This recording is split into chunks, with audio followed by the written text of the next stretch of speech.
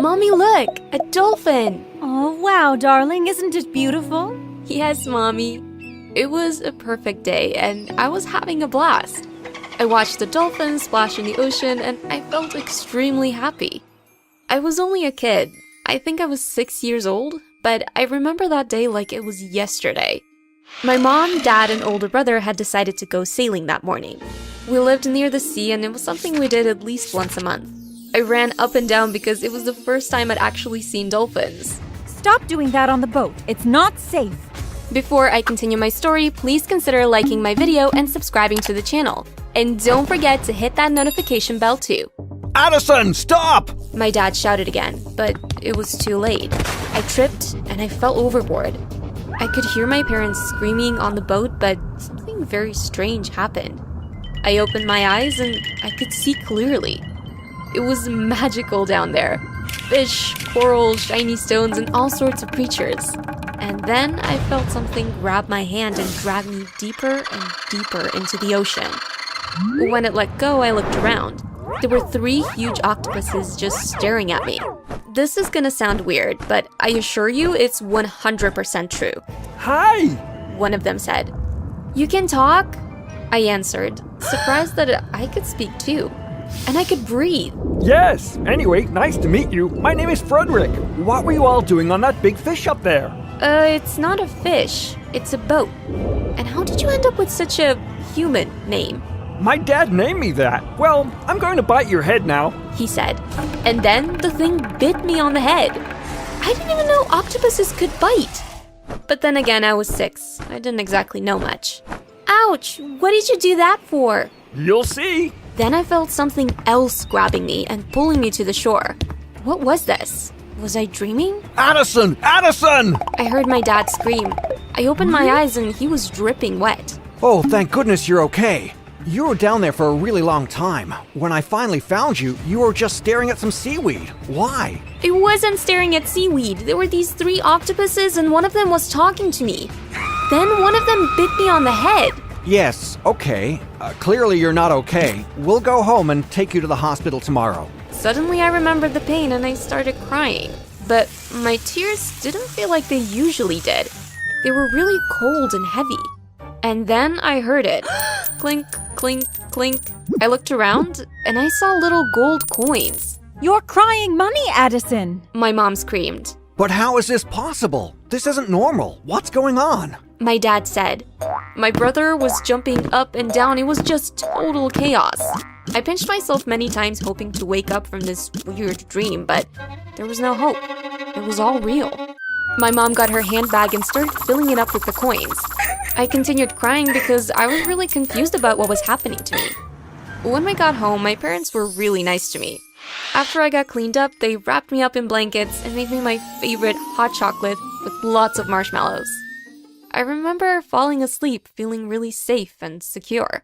But that feeling didn't last very long. The next morning, I rolled over in bed and I opened my eyes.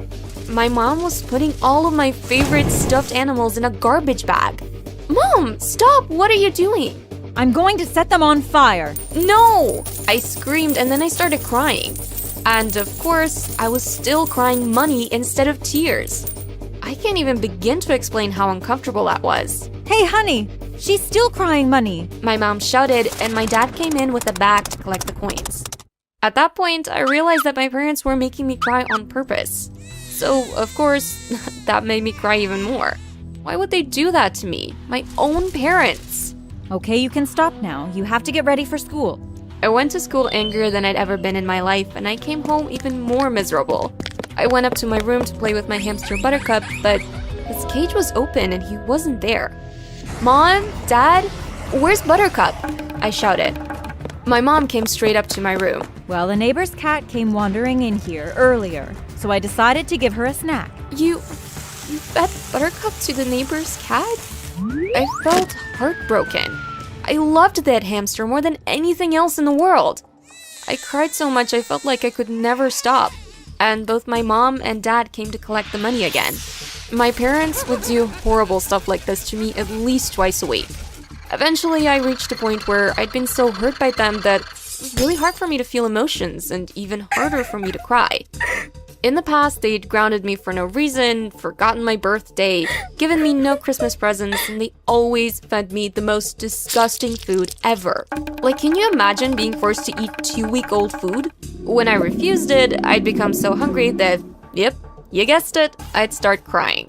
There was nothing my awful parents wouldn't do. There's even a time my mom came to my school dressed in a hideous outfit just to embarrass me. I had to wait until we got back to the car to start crying. And, of course, my parents were becoming richer and richer. But they'd only spend that money on themselves. My dad bought 2 new expensive cars, and my mom had all the latest designer outfits, bags, and shoes. My brother got lots of presents too. They were flaunting their money so much that all of their friends thought they'd received promotions. And you know what? They bought me nothing. It was so unfair. So when I turned 13, I decided to put my foot down. You all bought me nothing for my birthday again. It's because you're a lousy daughter. Do you think that's going to make me cry? Because it isn't. I'm gonna report you to the police. What are they gonna do? Believe that you cry money? And even if you provided it to them, they'd want to take you away to a lab and study you. You'd be locked up in a little room all alone for the rest of your life. You have no choice but to stay here. I realized that what she was saying was true. If anyone knew about my strange disorder, I'd be done for. I definitely didn't want to become anyone's lab rat. But you know what? I didn't cry. So they tried something new. You'll never believe what they did, but a few days later, they had a new strategy. Addie, we've created a new chore for you. You have to peel all these onions we bought, and after that, we'll allow you to have some food. It was already late and I was starving because I hadn't eaten since breakfast. Are you guys serious? My mom and dad just smiled. I got to work and, of course, my tears of money fell to the floor. I peeled about 100 onions and I made them a fortune. They made me do this every single day. And then they'd sell the chopped onions to restaurants for a really cheap price. These people thought they were getting a good deal, but the truth is, my parents had already made their fortune from my tears. But how could I put an end to all of this? I decided I'd need to try to find that strange octopus again. It was a scary idea, but I finally developed enough courage to make a plan. I was gonna sneak out at night, go to the harbor, and steal a little boat. I'd try to remember the spot where I fell into the ocean when I was a little girl, and then I'd dive in and ask the creature to take the strange powers back. And then the night arrived and I got to work. I waited until everyone at home was asleep and then I walked to the harbor. The place was isolated, so all I had to do was find a boat. I settled on a little dingy because, well, to be honest, I had no idea how to sail or operate a boat. I got in, untied it, turned on the engine, and sped away. When I think back to this night, I ask myself if I was crazy because I took nothing with me. Not even a backpack with some snacks and water. I was just determined to get rid of this crazy problem, which was causing my parents to make my life hell. After about 15 minutes, I turned off the engine. Do I jump now? I thought. After coming all that way, I totally lost the courage. I kept telling myself I'd do it after a few minutes, but I eventually fell asleep. When I woke up, the sun was already shining. I looked around and I was filled with terror when I realized what had just happened. I was lost. I must have been sleeping for a very long time, and right now, I could be anywhere. How was I gonna get back home? What was I gonna do? So of course, I started crying again. The boat continued drifting and I left a trail of coins in my path. I started to feel so hungry and thirsty, and it wasn't like I could just drink the seawater.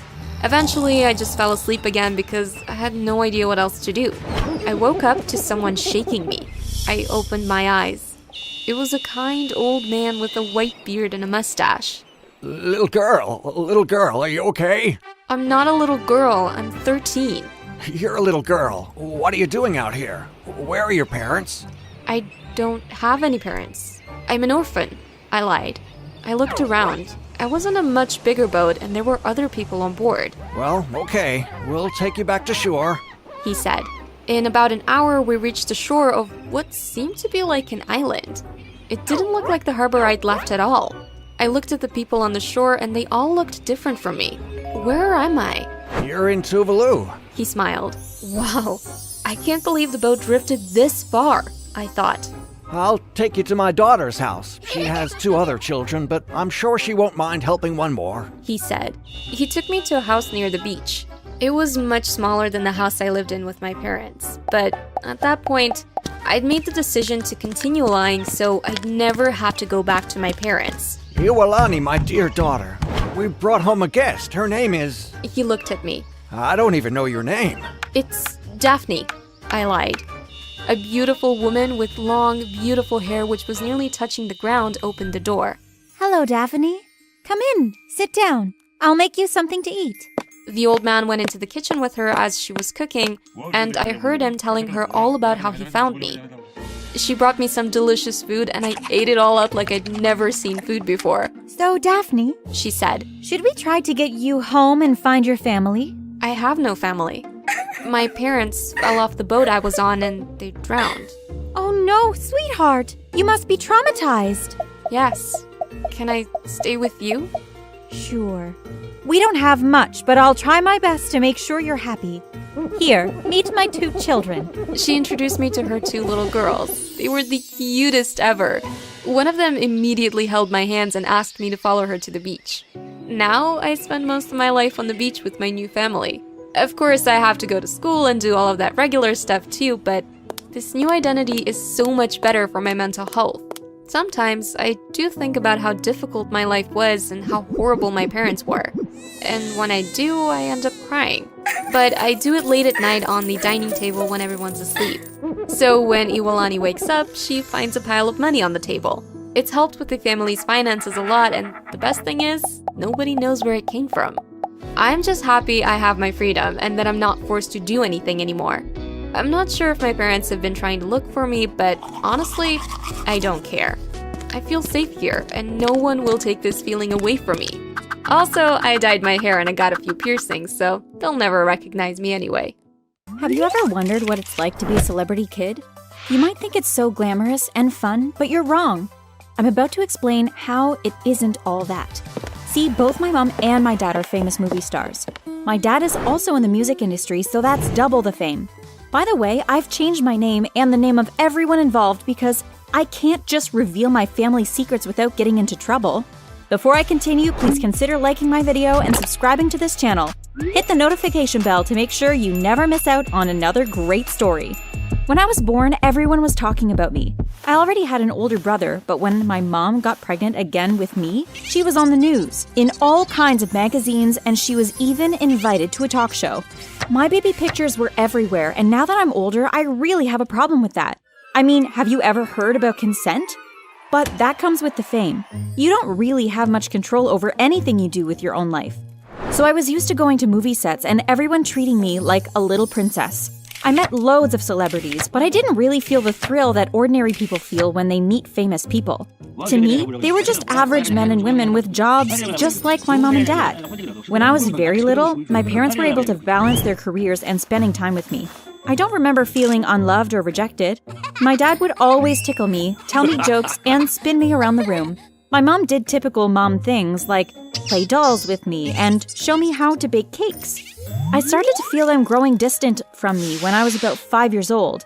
Natasha, honey, we're hiring a nice nanny to take care of you and your brother. Her name is Christina, and she's really nice. What's a nanny? Why do I need someone to take care of me? Where will you be? Well, Mommy and I got some more great deals, and we'll have to be on set almost all day. We can't stay at home with you anymore. I never went to regular school because my parents thought it would be better for me to be homeschooled instead of dealing with the paparazzi and all that drama. I always had at least one parent home with me, but this whole nanny idea was totally new to me. Anyway, the next day, Christina came into our lives. She was a tall, beautiful Latin American woman, and from the very beginning, I was fascinated with her language. Hola, muñeca, you are the most adorable little girl in the whole world. We're gonna be such great friends. Her nickname for me was Muñeca, which meant doll. We developed an unbreakable bond from the beginning. My brother Patrick didn't really care about who was home with him or who wasn't. He spent most of his time in his room playing video games anyway.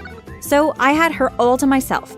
During a normal day, she'd help me with my lessons. Then, she'd always have something fun for us to do. She taught me Spanish too, and I became fluent in no time. Sadly, we couldn't go out to do anything, but my house was huge, so it didn't matter. I was so distracted with my new nanny that it took me a while before I realized that my parents barely spoke to me anymore. When they came home, I was usually sleeping, and when I woke up in the morning, they'd already left for work. One night, I decided to stay up past my bedtime to say hi to my mom. When she came back home, I ran up to her excitedly. "Mommy, I missed you so much!" Now, why are you up so late? "I stayed up to say hi to you." I have to go to bed now. I am so tired. And that was that. No hug, no story, no nothing. Didn't they love me anymore? When I was about 10 years old, I was so used to my parents totally ignoring my existence that it became normal to me. Then one day, Christina approached me with an interesting idea. We're having a birthday party for my little nephew next Saturday. I think you should come, muñeca. "But you know I can't really leave the house. What if someone sees me?" Oh, it's fine. We're gonna disguise you. You'll dress up like a little boy and I'll put a cap on your head. Look, I already got you an outfit. She pulled my disguise out of her bag and we both laughed. "Okay, I'm in." I was so excited. I'd finally be able to leave the house and see what it was like to be a normal person. We told my parents nothing. And it's not like they'd ask anyway. We told my brother we were going to the supermarket, and he just shrugged and went back to his game. Patrick wouldn't care about anything if you paid him to. And just like that, we were off. Christina's neighborhood was about an hour away. We took a taxi there, and when we got off, I looked around. The place was definitely different from where I lived. For one, the houses were a lot smaller. She let me change into ordinary clothes when we got to her house because everyone already knew who I was. They knew who Christina was babysitting for. Her whole family was there. Sisters, brothers, uncles, aunts, old people, kids, and everyone was so happy. There was laughter everywhere, and I instantly felt at home. I was even happier that they didn't make a big fuss over me. I felt ordinary and not like some celebrity's kid. For the first time in forever, I played with kids, filled my tummy with candy, and danced away. Then I looked around and became extremely sad. All over there were parents talking to their kids, hugging them, joking with them, and just having fun. I looked at them and realized I didn't have that anymore. And suddenly, I just broke down into tears. No one could make me feel better, so Christina put the disguise back on me and took me home. Why are you crying so much, darling? My parents don't care about me. All they care about is their movies and their music. I wish I could live in your neighborhood instead. Oh, they're just busy, that's all.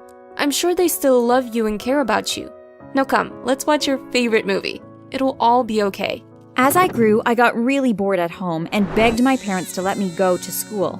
They didn't spend much time talking to me about it, and they asked Christina to find a safe private school. It seemed like my education didn't matter much to them either. So when I was 14, I went to a school for the first time.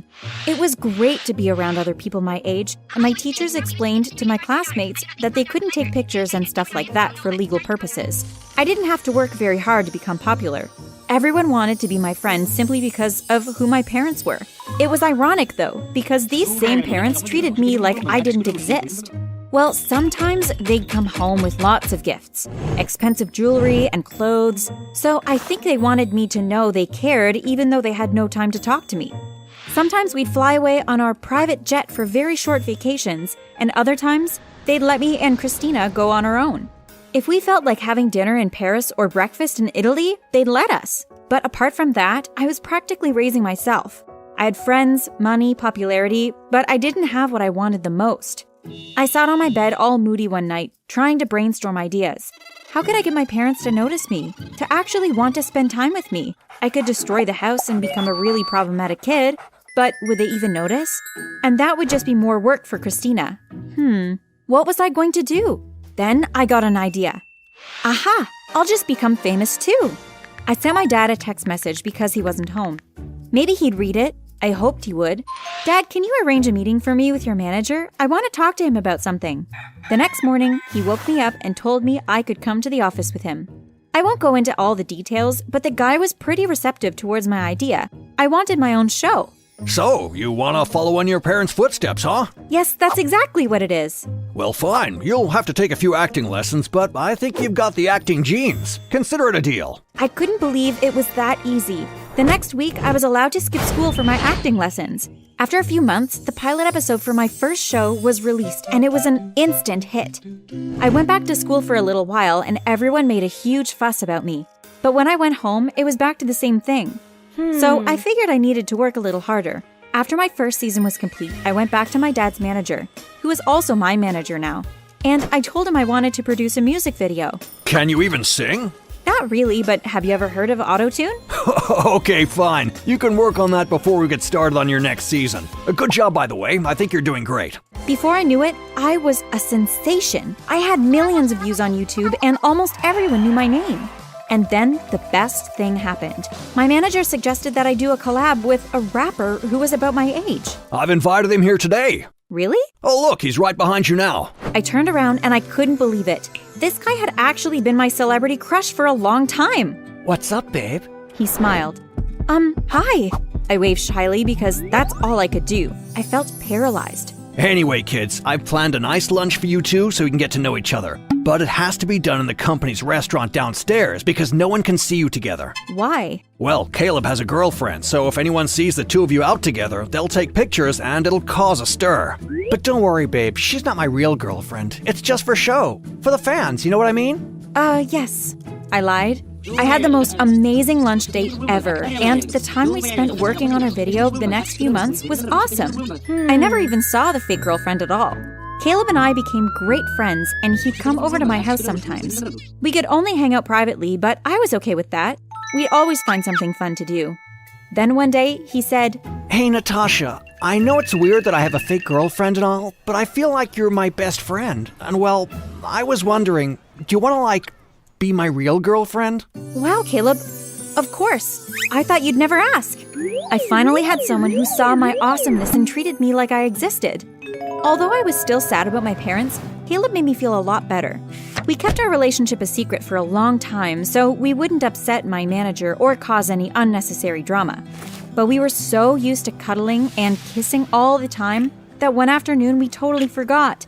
We were standing outside by my manager's building. I was about to go inside, and he was going to get into his car to continue shooting another video.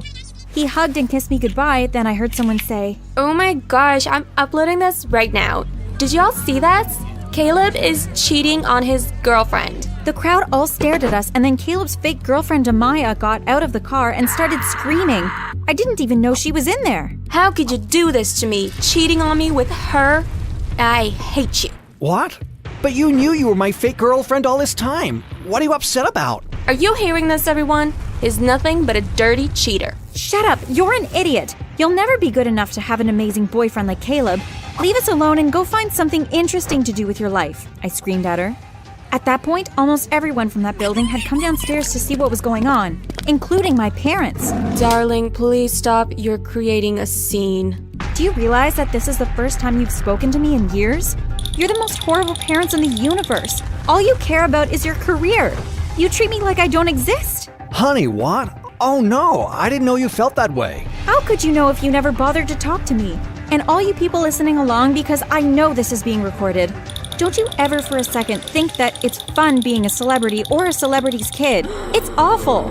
Our manager came down and asked us to all calm down. We went inside and Caleb called another driver for his fake girlfriend. Well, fake ex-girlfriend now.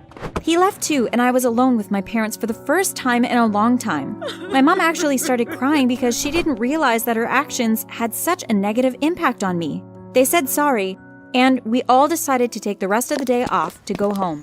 The video of all that drama was online by the time we got back, but a few $1,000s got it erased from all platforms. My parents are much nicer to me now, and my relationship is great. The wooden stairs creaked as Miranda and I walked down to the basement. I can't wait for you to see what Grandma and I do for fun. Miranda looked at me, her eyes twinkling. Are you going to give me a hint? I smiled at her. She took my hand and squeezed it gently. Well, we capture exquisite rare things. When we reached the bottom of the basement, Miranda stopped. She stroked the side of my face and turned my face so our eyes met.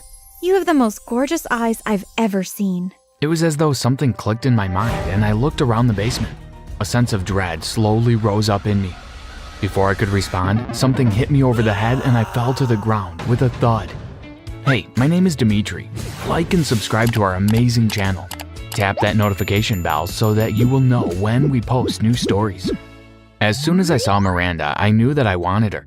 There were numerous rumors at the high school that she and her grandmother were into some weird stuff. But, I mean, who doesn't have something weird about their family? It took me about a month before I was able to muster up all my courage to not only approach her, but to ask her out. I sweated nervously as she looked at me before she smiled and said yes. After dating a few months, I invited Miranda over to meet my parents. As we pulled up to my driveway, Miranda looked at me nervously. Do I look okay? Do you think they'll like me? I took her hand and kissed it softly. My parents are going to love you. How could they not? Dinner was a hit. My parents loved Miranda and made her feel at home. After dessert, Miranda said that it was time for her to head home. Mom and Dad hugged her. Mom held her hand and said, I can't wait to meet your grandmother.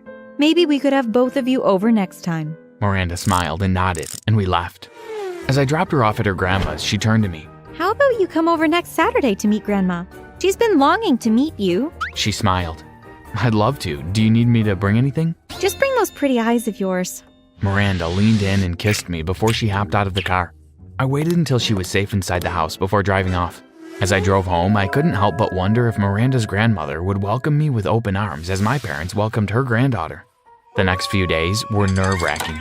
Meeting Miranda's grandmother was a huge deal for me, and I hoped it would turn out as successful as I wanted it to be.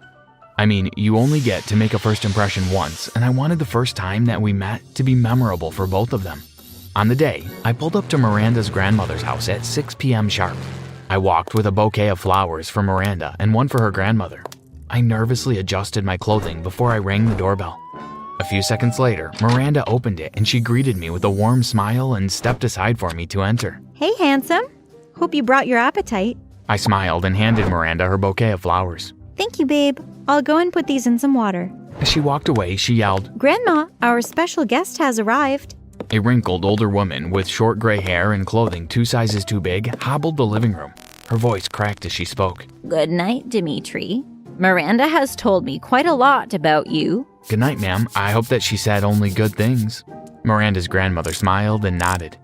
I got you these, I said as I handed over the flowers. Miranda told me how much you loved lilies. Her grandmother took the flowers and smelled them. Will you take an old lady's hand? She extended her hand and placed it on the crook of my elbow. Let's eat. She smiled as we strolled towards the kitchen.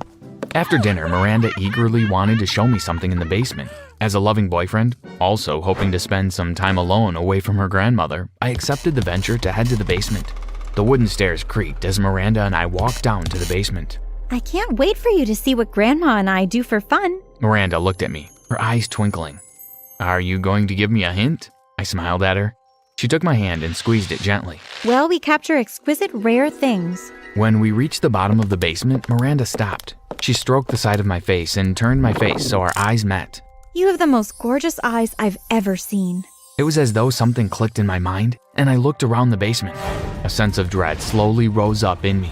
Before I could respond, something hit me over the head and I fell to the ground with a thud. I opened my eyes groggily and shook my head as I tried to focus on my surroundings. I was tightly tied to a chair. Oh, you're up finally, Miranda said as she twirled in a chair in front of me.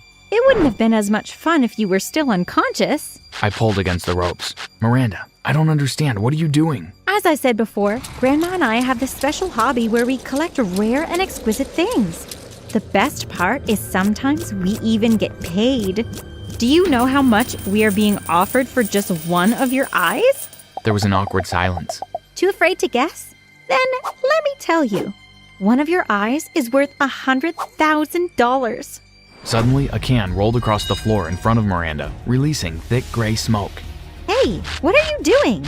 I heard shuffling, then Miranda gasped. My ropes were cut, and as I stood, I rubbed my wrists. Miranda, I think you've met my mom already, I said as I nodded in her direction.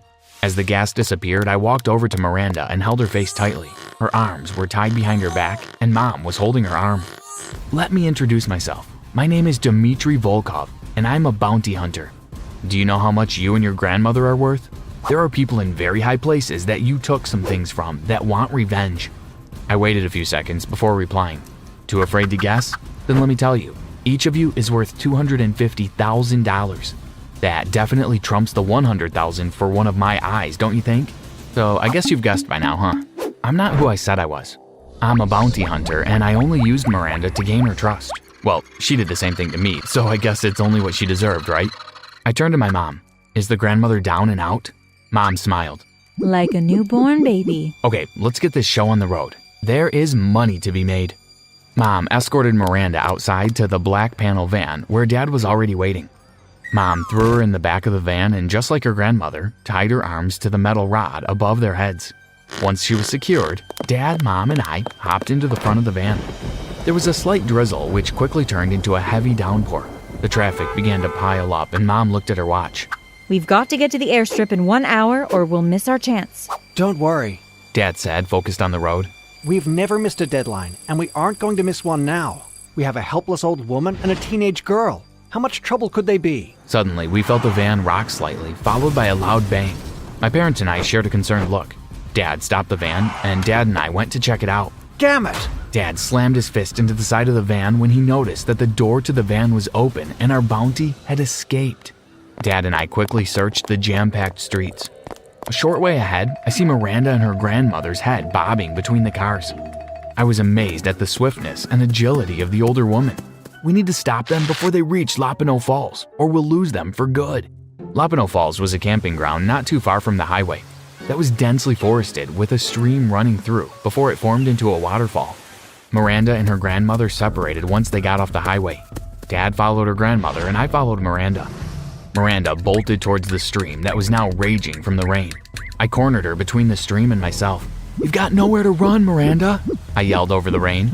As I moved cautiously towards her, she stepped backwards. Her hands flailed in the air and her eyes widened with fright as she slipped backward into the torrential water, which swept her away. Without a second thought, I dove into the water to save Miranda. Luckily for the both of us, a tree had fallen close to the mouth of the waterfall. I was able to grab Miranda before holding onto the tree for dear life. Miranda was able to climb to safety and I followed closely. Once on the bank of the stream, we lay on our backs, gasping for air. Just as Miranda was about to get up and run, I snatched her hand. "You aren't getting away that easily." We got up slowly. For a minute, as we looked into each other's eyes, as we shared a moment, Miranda pulled me in for a deep kiss, and I obliged. The kiss lasted a few seconds before she pulled away. I really do love you, Dimitri. She caressed my face. Her face then contorted, and a devilish smile appeared on her face as she pushed me into the stream. I seized a handful of her clothing, and we both stumbled into the water. This time, however, we fell over the 15-foot waterfall and into the pool below. Puffing up water, we both dragged ourselves to shore, looking like two stray cats, soaked and waterlogged. Miranda looked at me weirdly as she asked in a raspy voice, What's wrong with your eye? I coughed and then chuckled. "Oh, that? I had special contacts made just so I could get on your radar and win your trust." After that, everything else was easy.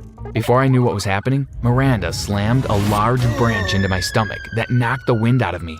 When she swung it at me again, I grabbed the stick and threw it into the water. My parents always told me to never hit girls, but this was an exception. I scrambled to my feet quickly and Miranda and I squared off. She threw the first punch and I returned rapid fire, hitting her squarely in the jaw. She stumbled backwards but was quickly able to regain her footing.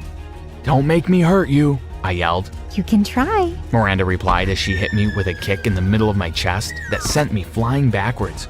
Our fight went on for a few minutes as punches and kicks flew through the air. I was finally able to get the upper hand and pin her down. Dimitri, Mom's voice came through to the clearing. are you okay? "Yep, just another day on the job." Mom handed me a pair of handcuffs that I quickly placed on Miranda. Mom led me to the van that was just outside the forested area. Miranda's grandmother was already chained in the van, and we placed Miranda next to her. This time, Dad stayed in the back of the van while Mom took the wheel. By the time we got back on the road, the sun was peeking out from behind the clouds, and it had stopped raining. We arrived 15 minutes late to the drop-off. You're late. Raul, a big muscular guy, announced when we opened the van doors. Oh, Raul, Mom replied smoothly. what's 15 minutes between friends? You know we always deliver. Mom batted her eyes at him. A small smile crept to Raul's lips. Ah, yes, the grandmother-granddaughter duo. My boss can't wait to get a hold of you. Raul rubbed his hands together menacingly as Dad took Miranda and her grandmother out of the van. I'll make you suffer if it's the last thing I do, Dimitri. Miranda spat at my feet before she was dragged to the small airplane. Dad collected the money and counted it before we bade Raul farewell. As we headed home, I couldn't help but reminisce at the fun times and special moments that Miranda and I shared. A few years passed, and we had stopped the bounty hunting business after my parents retired and moved to Tobago to live. I got married to a beautiful woman named Onika, and we had a beautiful daughter, Rebecca. Every morning, I held my 7-year-old hand and walked her to the end of the street to wait for the school bus. As we saw the bus coming up the street, I gave her a hug, told her I loved her, and to have a great day at the school. The school bus stopped in front of us and the doors slid open. Rebecca waved at me Bye, Daddy. as she got on. I looked up to smile at the bus driver, Rosie, and the blood drained from my face. In the seat where Rosie sat for the past 2 years, sat Miranda. I attempted to dive into the bus, but the doors closed and I bounced off them. As the bus pulled off, I noticed Rebecca by the window, and next to her was Miranda's grandmother. "Open the door! Open the door!" I screamed as I slammed the palm of my hand against the bus as I ran alongside it. The bus sped off, leaving me in the middle of the road. I placed my hands on my head and sank to my knees. No, no, no, no, no.